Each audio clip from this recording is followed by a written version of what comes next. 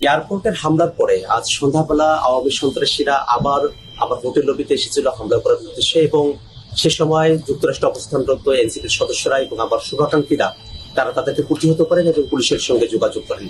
পরবর্তীতে police investigation officer তিনি প্রিসেন্টে এসে মামলা দায়ের করার জন্য আমাদেরকে পরামর্শ দেন। তার প্রেক্ষিতে আমি এয়ারপোর্টের খুব কাছের যে থানা এসে পুলিশের রয়েছে সেখানে এসেছি, এবং যারা সেই দিন আমাদের উপরে হামলা করেছিল এবং হত্যার চেষ্টা করেছিল, রেপ থ্রেট দিয়েছিল, তাদের ব্যাপারে আমরা এখানে মামলা দায়ের করেছি। এবং একই সাথে ইউএস পুলিশকে আমরা এই বিষয়তে অবহিত করেছি যে যারা এই ঘটনাগুলো যুক্তরাষ্ট্রে ঘটাচ্ছেন তারা বাংলাদেশে নিষিদ্ধ এমন একটি সংগঠনের সঙ্গে জড়িত, যারা গত বছর বাংলাদেশে গণহত্যা চালিয়েছেন, মানবতা বিরোধী অপরাধ চালিয়েছেন, এবং ইউএনের যে রিপোর্ট সে ব্যাপারে আমরা তাদেরকে অবহিত করেছি।